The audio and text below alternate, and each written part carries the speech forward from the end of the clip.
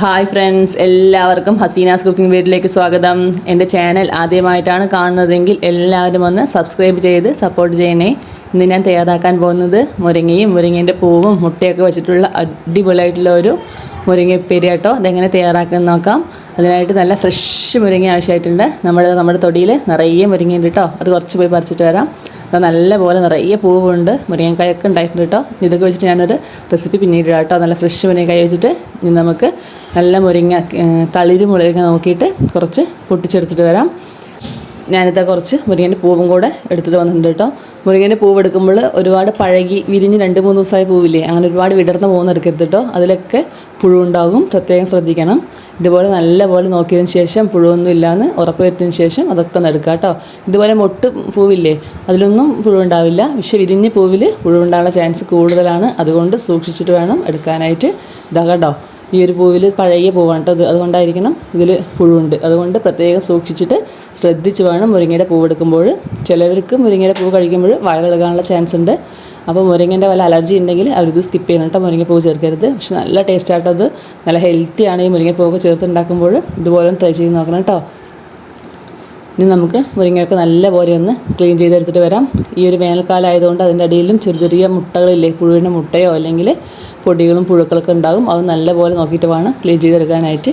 ഞാനിതെല്ലാം അതുപോലെ ക്ലീൻ ചെയ്തെടുത്തിട്ട് വന്നിട്ടുണ്ട്. അതിൻ്റെ കോഞ്ചലില്ലേ, നല്ലപോലെ ഒന്ന് കളയരുത് കേട്ടോ. കുറച്ച് വയറ്റിൽ പെടുന്നത് നല്ല തന്നെയാണ്. അതുകൊണ്ട് ഇതുപോലെ ഒന്ന് ക്ലീൻ ചെയ്തെടുത്ത് വന്നാൽ മതിയാകും. അതിനുശേഷം ഒരു 20 ചെറിയുള്ളി കട്ട് ചെയ്തത്, ഒരു 5 വെളുത്തുള്ളി കട്ട് ചെയ്തത്, 2 സ്പൂണ് തേങ്ങ, നമ്മുടെ ക്ലീൻ ചെയ്ത് വെച്ച മുരിങ്ങയുടെ പൂവില്ലേ അത് നല്ലപോലെ ഒന്ന് കഴുകിയെടുത്തിട്ട് വേണം ഇടാനായിട്ട്. പിന്നെ ഒരു 6 പച്ചമുളക്, അത് ഇതുപോലെ ഒന്ന് കട്ട് ചെയ്തത്, 2 മുട്ട, അതും കൂടെയായിട്ട് ആവശ്യമായിട്ടുള്ളത്. ഇനി നമുക്കിത് എങ്ങനെയാണ് തയ്യാറാക്കുന്നതെന്ന് നോക്കാം. ചട്ടി അടുപ്പിൽ വെച്ചിട്ട് വെളിച്ചെണ്ണയിലാട്ടോ നമ്മളിത് ഉണ്ടാക്കുന്നത്. അതിലേക്ക് നമ്മുടെ ചെറിയുള്ളിയില്ലേ കട്ട് ചെയ്ത് വെച്ചത് അതും കൂടെ ഒന്ന് ഇട്ട് കൊടുത്തിട്ട് നല്ലപോലെ ഒന്ന് ഇളക്കിയിട്ട് ഒരു ഹാഫ് കുക്കാവുന്ന സമയം വരെ ഒന്ന് നല്ലപോലെ ഒന്ന് വഴറ്റിയെടുക്കണം. ഫുൾ ഫ്ലെയിമിൽ വെച്ചിട്ട് വേണം നന്നായിട്ടൊന്ന് വഴറ്റിയെടുക്കാനായിട്ട്. അതിനുശേഷം അതിലേക്ക് നമ്മുടെ കട്ട് ചെയ്ത് വെച്ച വെളുത്തുള്ളി, പച്ചമുളക് അതും കൂടി ഇട്ടിട്ട് നല്ലപോലെ ഒന്ന് മിക്സാക്കി എടുക്കുക കേട്ടോ. ആ ഉള്ളികളൊക്കെ നല്ലപോലെ വഴണ്ട് പച്ചമുളകിൻ്റെ ആ കളറൊക്കെ ഒന്ന് ചെറുതായിട്ട് മാറി തുടങ്ങുന്ന സമയം വരെ നല്ലപോലെ ഒന്ന് വഴറ്റണം കേട്ടോ. സിമ്മിൽ വെച്ചിട്ട് വേണം നല്ലപോലെ ഇളക്കാനായിട്ട്, അല്ലെങ്കിൽ നന്നായി പുകഞ്ഞ് കരിഞ്ഞു പോകും കേട്ടോ. ഈ സമയമാകുമ്പോൾ അതിലേക്ക് നമ്മുടെ ചെറിയ വെച്ച് തേങ്ങയില്ലേ ഒരു 3 സ്പൂൺ ഉണ്ടാകും. അതും കൂടെ അതിലേക്ക് ഇട്ട് കൊടുത്തിട്ട് നല്ലപോലെ ഒന്ന് ഇളക്കിയതിന് ശേഷം മുരിങ്ങയുടെ പൂവ് അതും കൂടെ അതിലേക്ക് ഇട്ട് കൊടുത്തിട്ട് നന്നായി ഒന്ന് ഇളക്കുക. മുരിങ്ങയുടെ പൂവ് നല്ലപോലെ ഒന്ന് വേകണം കേട്ടോ.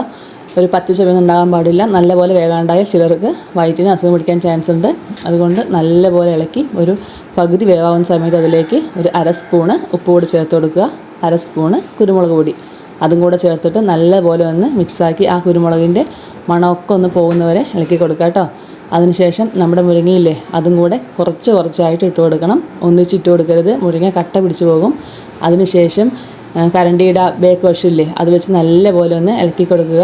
ആ ഫ്രണ്ട് വശം കൊണ്ട് ഇളക്കുകയാണെങ്കിൽ നമ്മുടെ മുരിങ്ങയൊക്കെ നല്ലപോലെ ഒന്ന് കട്ട പിടിച്ച് പോകും കേട്ടോ. അതുകൊണ്ട് ഇളക്കുമ്പോൾ ആ ബേക്ക് വശമില്ലേ അതുകൊണ്ട് നല്ലപോലെ ഒന്ന് ഇളക്കണം. ഇതുപോലെ കുറച്ച് എല്ലാ മുരിങ്ങ ഇട്ട് കൊടുത്തിട്ട് നല്ലപോലെ ഒന്ന് കട്ടയില്ലാതെ ഇളക്കിയെടുക്കും കേട്ടോ. മുരിങ്ങ ഒരുപാട് വെന്ത് പോകാനും പാടില്ല. അതുകൊണ്ട് സിമ്മിൽ വെച്ചിട്ട് വേണം നമുക്കിതുപോലെ ചെയ്യാനായിട്ട്. ഇനി നമുക്കിതിലേക്ക് ആവശ്യമായിട്ടുള്ളത് 2 മുട്ടയാണ്. അതും കൂടെ നമുക്കിതിലേക്കൊന്ന് ഉടച്ചൊഴിച്ച് കൊടുക്കണം. ഇതിന് ഈ ഒരു അളവിന് 2 മുട്ട തന്നെ മതിയാകും കേട്ടോ. നമുക്കിനി ആ മുട്ട കൂടെ ഒന്ന് ഉടച്ചൊഴിച്ച് കൊടുത്തിട്ട് വരാം. ഞാനിതാ 2 മുട്ട കൂടെ ഒന്ന് ഉടച്ചൊഴിക്കുന്നത് കേട്ടോ. ഈ ഒരു അളവിന് 2 മുട്ട തന്നെ മതിയാകും. ഞാനിത് 2 മുട്ട കൂടെ ഉടച്ചൊഴിച്ചിട്ട് നല്ലപോലെ ഒന്നുകൂടെ ഒന്ന് മിക്സാക്കുന്നുണ്ട്. ഈ സമയത്ത് പ്രത്യേകം സൂക്ഷിച്ച് വേണം ഇളക്കാനായിട്ട്, അല്ലെങ്കിൽ ആ മുട്ടയും മുരിങ്ങയും കൂടെ ഒരു കട്ടയായി പോകും. അതുകൊണ്ട് ബാക്ക് വശം കൊണ്ട് തന്നെ ഇതുപോലെ ചിക്കിയിട്ട് നല്ലപോലെ ഒന്ന് ഇളക്കിയെടുക്കണം. എണ്ണ പോലെങ്കിൽ ഈ സമയത്ത് കുറച്ചുകൂടെ വെളിച്ചെണ്ണ ചേർത്ത് കൊടുക്കുക കേട്ടോ. അപ്പോൾ ഏകദേശം റെഡിയായി വന്നിട്ടുണ്ട്. മുരിങ്ങ ഒരുപാട് വെന്ത് പോകരുത് കേട്ടോ. ഒരു കറുപ്പ് കളർ അതിലേക്ക് പോകരുത്. ഈ ഒരു ഫ്രഷ് ആയിട്ടുള്ള കളർ തന്നെ ഉണ്ടാവണം. അതായത് നമുക്കിത് സെർവ് ചെയ്യാവുന്നതാണ്. നല്ല ടേസ്റ്റിയും ഹെൽത്തി ആയിട്ടുള്ള ഒരു കറിയാണ്.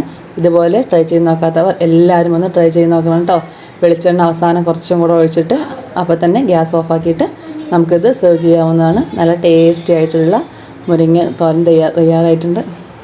നല്ല ഹെൽത്തിയാണ്, നല്ല ടേസ്റ്റിയാണ്. ഇതുപോലെ തയ്യാറാക്കി നോക്കാത്തവർ എല്ലാവരും ഒന്ന് ട്രൈ ചെയ്ത് നോക്കണം കേട്ടോ. മുരിങ്ങ പൂവൊക്കെ എടുക്കുമ്പോൾ പ്രത്യേകം സൂക്ഷിക്കണം. പഴയതും അല്ലെങ്കിൽ നന്നായി വിരിഞ്ഞ് 2-3 ദിവസമായി പൂവൊന്നും എടുക്കരുത് കേട്ടോ.